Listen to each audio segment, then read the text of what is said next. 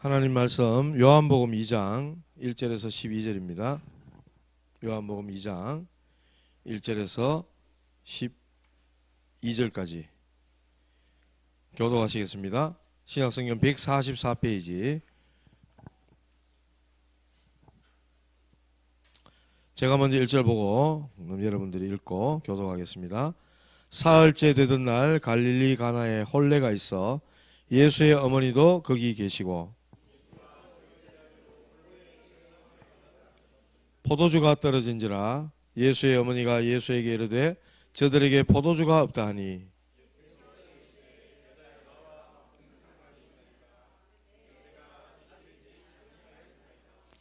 그의 어머니가 하인들에게 이르되 너희에게 무슨 말씀을 하시든지 그대로 하라 하니라.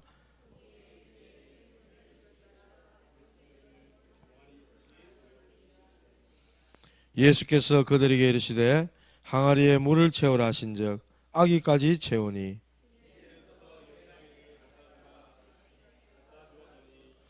연회장은 물로 된 포도주를 맛보고도 어디서 났는지 알지 못하되 물 떠온 하인들은 알더라. 연회장이 신랑을 불러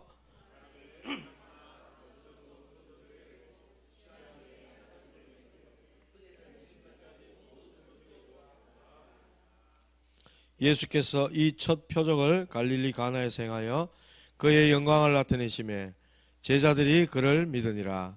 그 후에 예수께서 그 어머니와 형제들과 제자들과 함께 가버나움으로 내려가셨으나 거기에 여러 날 계시지는 아니하시니라. 아멘. 5회는 제자들이 그를 믿으니라 하는 제목입니다.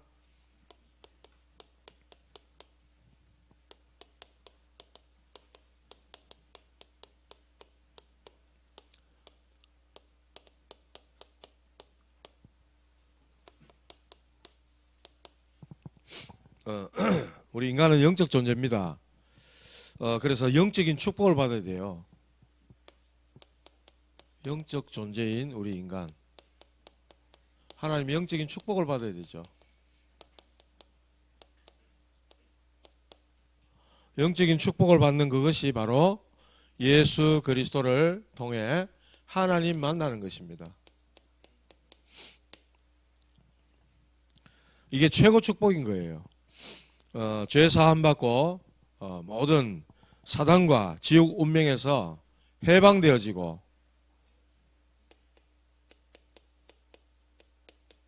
내세 문제 해결. 얼마나 이게 눈에 보이지 않지만 어마어마한 축복인 거거든요. 그래서 오직 복음밖에 없고 오직 그리스도라고 하는 겁니다. 하나님 만나는 유일한 길. 모든 죄와 저주, 지옥, 사단, 운명 바꾸는 그 역사가 이 속에서 일어나기 때문에 그렇습니다.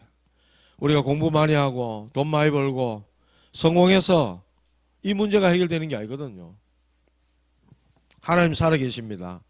마귀도 분명히 역사하고 있어요. 우리 인간은 하나님께 속하든지 아니면 마귀에게 속하든지 둘 중 하나입니다. 중간 가운데가 없다 이 말입니다. 바르게 살고 양심적이고 이 사람은 법 없이도 살 것 같은데 여러분이 안타까운 거지. 그 사람이 신분이 여 속했거나 여 속했다 둘 중에 하나란 말이에요. 예수 믿으면 하나님 만나 하나님 자녀의 신분 권세 가졌을 거고 그렇지 않으면은 그 배경 소속이 마귀라. 너희 아비 마귀 그랬잖아요. 그래서 저와 여러분들은 이 영적인 현주소를 반드시 알아야 된다.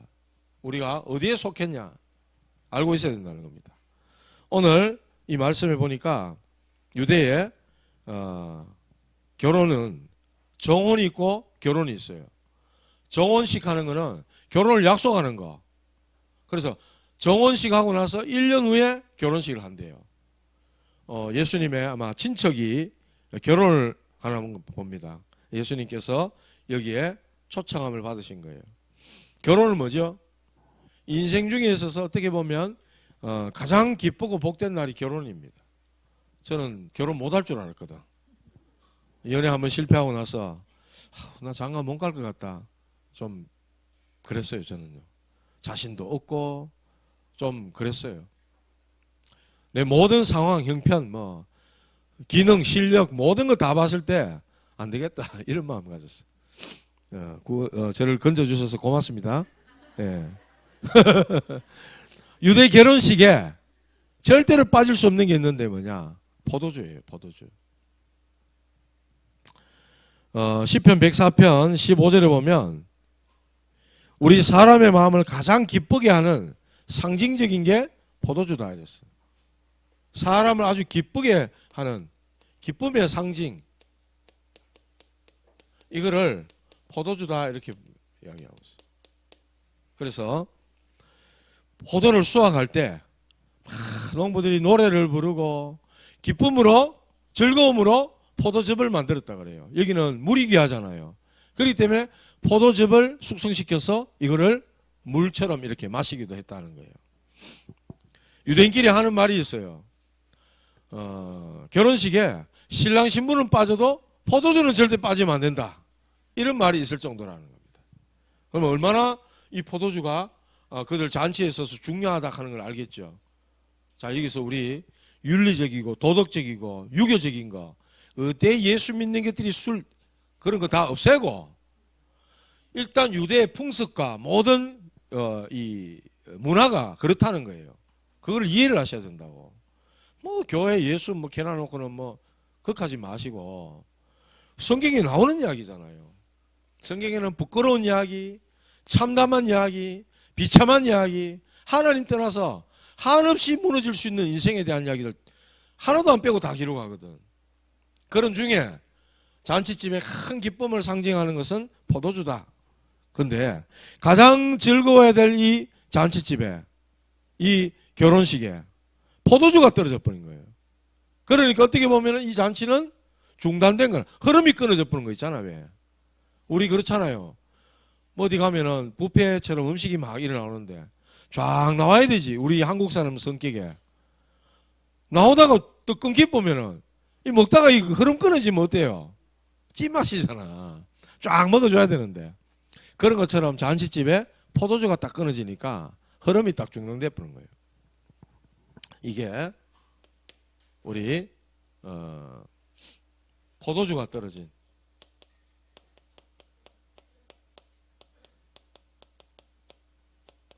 우리 인생,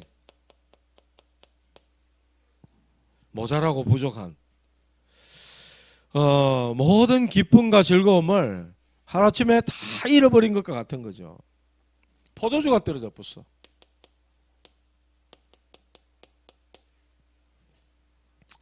어느 개그맨이 그런 게 있어요. 웃는 게 아니야. 내가 사는 게 아니야. 그런 개그를 한 적이 있죠. 포도주가 딱 떨어져가지고 잔치가 딱 중단된 것처럼 하나님과의 관계가 딱 중단돼 버린 겁니다. 그렇죠. 온 인류가 하나님을 찾지 못하고 허둥지둥 막 헤매는 거죠.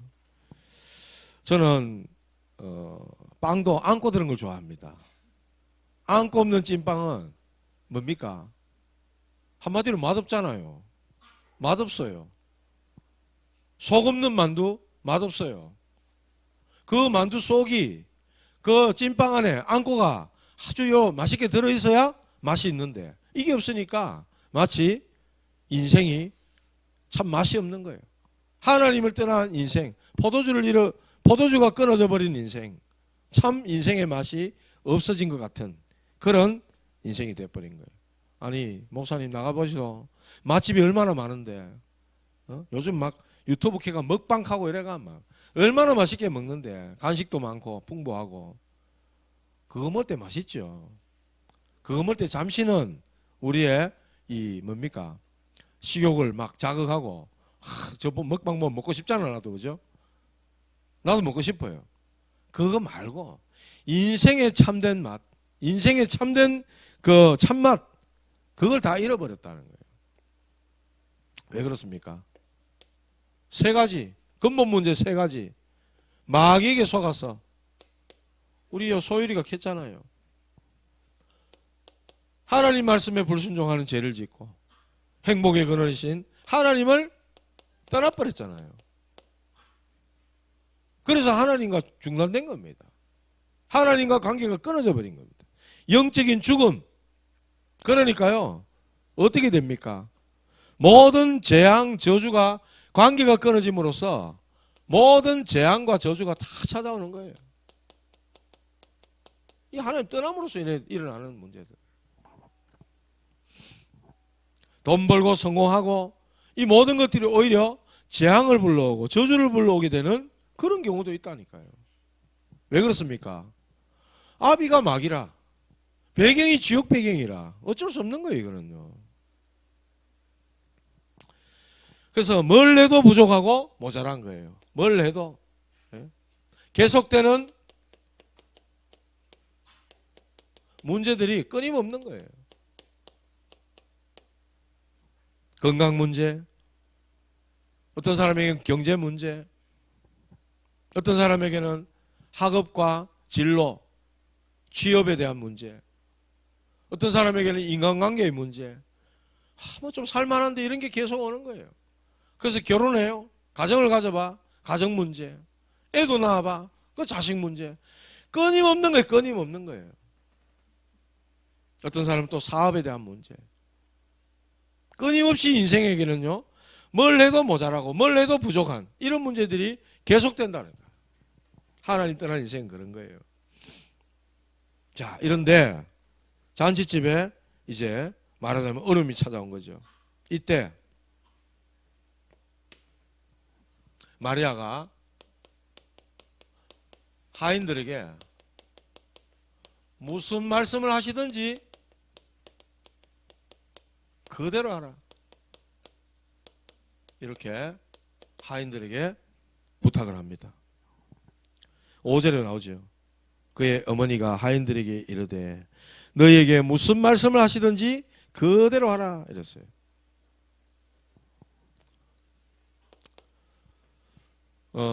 예수님께서 마리아가 그럽니다. 3절에 포도주가 떨어지자 예수의 어머니가 예수에게 이르되 저들에게 포도주가 없다 이랬어요. 마리아가요. 그러니까 예수님 반응 한번 보세요.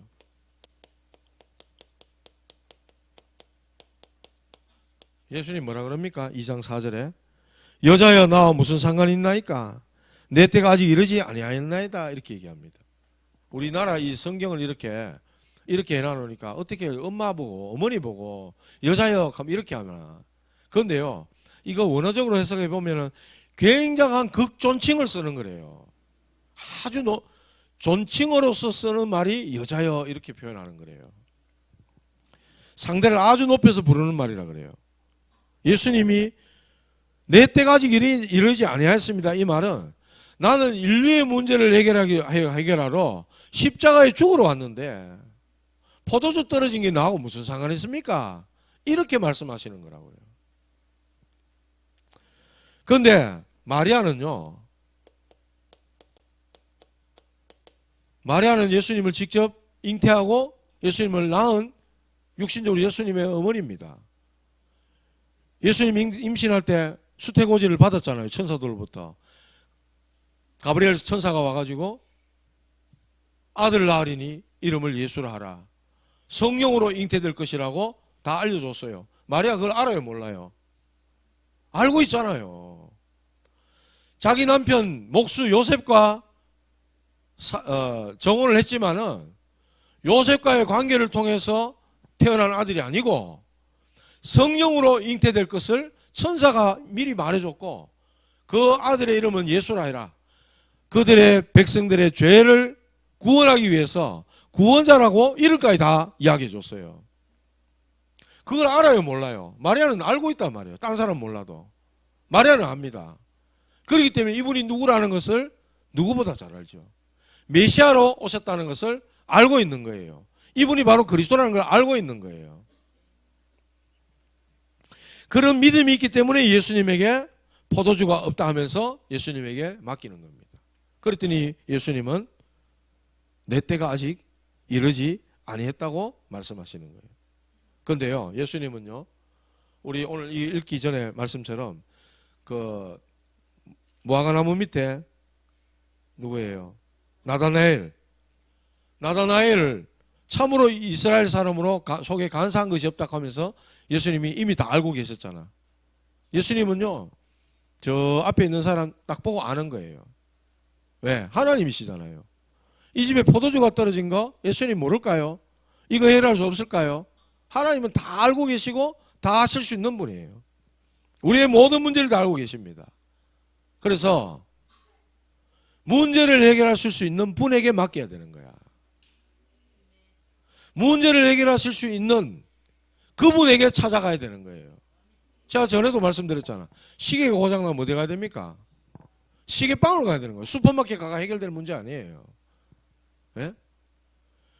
그 시계를 만들고 고칠 수 있는 그분을 찾아가야 되는 거죠. 우리 인생을 누가 만들었습니까? 하나님이 만드셨어. 고장난 인생 하나님을 만나야 되는 겁니다. 문제 속에 빠진 인생 하나님을 찾아가야 돼요. 하나님 떠나서 와진 모든 문제라면 하나님 만나야만 해결되는 거예요. 그런데 사람들은 엉뚱한 데를 찾는 거예요. 고사, 제사, 무당, 점쟁이, 부적, 굿, 뭐 삼재가 끼었다 해가지고 뭐 또 무슨 제사 지내라 하고 그거 다 엉터리입니다. 전부 틀린 길이란 말이에요. 내 인생 문제 누구에게요? 인생 문제 해결하실 수 있는 분을 찾아가야 된다. 그래서 주님이 우리를 찾아오신 거예요. 예수님에게 뭐라고 했냐? 무슨 말씀을 하시든지 말씀하신 그대로 해라. 그대로. 주님 말씀하시는 대로 이루어집니다. 말씀 반드시 성취됩니다. 하인이요 시키는 그대로 했어요. 뭐라고 그랬어요? 항아리에 물을 채우라. 이러니까 항아리에 아기까지 가득 채웠다 그랬어요. 그러고 나서 이제는 떠서 연회장에게 갖다 주라. 물을 가득 채워가지고 떠서 갖다 줬었는데 뭐가 됐어요? 포도주가 됐어요. 예수님은요 손님으로 하고는 안 됩니다. 예수님이 주인처럼 명령하시는 거예요. 물을 가득 채워라. 떠서 갖다 줘라. 하인 입장에서 얼마나 쉽습니까? 물 가득 부어가지고 떠서 갖다 줬어. 그런데요 사람들이 뭐라고 감탄하죠? 와, 이런 좋은 포도주를 어디 이때까지 감춰놨노? 보통 잔치집에 처음에 좋은 거 주고 나중에 이 사람들이 조금 술이 이래 되면은 질 떨어지는 거, 좀 떨어지는 싸구려 포도주 있잖아요. 이거를 갖다 내는데 여기는 어째 된 게 잔치가 막 무르익었는데 더 좋은 포도주를 이제 막 갖다 주네? 그러니까 사람들이 신랑도 칭찬하고 너무나 더 기뻐해서 좋아하는 거예요. 주인이 시키는 대로 해보니까 이런 일이 벌어지는 거예요. 하나님 말씀은 곧 하나님이라 그랬습니다. 말씀은 살아있고 활력이 있어 좌우의 날선 어떤 검보다 예리하여 우리의 혼과 영과 관절 골수를 찔러 쪼개기까지 한다 이랬습니다. 우리의 마음을 감찰하신다 이랬어요. 하나님의 말씀은 풀은 마르고 꽃은 시드나 하나님의 말씀은 영영이 서리라 하라 그랬어요. 베드로가 그래 말합니다. 주여 영생의 말씀이 주께 있사오니 우리가 누구에게로 가오리까? 베드로는 깨달은 거예요. 이 생명의 말씀이 바로 메시아, 우리가 그토록 기다렸던 주님께 있음을 안 겁니다. 주의 말씀은 여러분들의 등불이요 우리 길을 비추는 빛이다 이랬어요. 이 기록된 말씀을 읽는 자, 듣는 자, 그 가운데 기록된 것을 지키는 자에게 복이 있다 이랬어요. 말씀 그대로 순종해 보시기 바랍니다. 그때 물이 포도주로 바뀌는 역사. 물 H2O 아닙니까? 맞죠? 예. 와인은 뭐예요? 포도주는 뭐예요? 와인은 뭐예요? 이렇게 바뀌었다고요. 이게 바뀔 수 있는 거예요. 진화론자들이 수천만 년 지나가 수억 년 지났더니 물이 바뀌가 와인이 됐더라. 이거 믿을 수 있습니까? 우주에 뭐 대폭발이 있고 이래가지고 뭐 조만한 게 세포가 분열되가 아메바가 되고 그게 원숭이가 되고 원숭이가 되고 인간이 되고 믿을 수 있어요 그거? 저는 그거 더 못 믿겠어요. 얼마나 억억 년이 지나야 그런 일이 벌어집니까? 가만히 있는데 수억만 년 지나면 휴대폰이 저절로 생겨요? 택도 없습니다. 이렇게 믿기 어려운 걸 어떻게 그렇게 잘 믿고 사는지. 저는 하나님이 창조하셨다는 게 더 잘 믿어져요. 휴대폰보다 더 정교하고 복잡한 시계보다 더 정교한 우리 인간, 하나님이 형상으로 만드셨다고요. 고장난 인생 하나님을 만나야만 된다고요. 그 길을 모르기 때문에 하나님이 그리스도를 보내주셨어요. 그리스도께서 그분은 바로 인생의 주인 되셔야 되는 증거로, 표적으로 오늘 가나 혼인잔치에 다 물을 포도주로 바꾸시는 역사가 일어나는 거예요. 어떤 영국의 낭만파 시인 바이런이라는 사람이 이런 말을 했대요. 물이 주인을 만나니 그 얼굴이 붉어졌더라. 아무도 감동을 안 받으시네. 물이 주인을 만났대요. 주인을 만나니까 그 물이 얼굴이 발그레하게 붉어졌다 안 갑니까? 와인이 됐다 안 갑니까? 이게 얼마나 이 시적인 표현을 잘했는지. 진짜 참 주인을 만나버린 거죠. 예수님께서는 십자가 죽으시기 위해서 오셨잖아요. 우리 인생 문제를 해결하기 위해서, 이 문제 해결하기 위해서 예수님은 십자가 죽으러 오신 거예요. 십자가의 피는 바로 포도주를 상징합니다.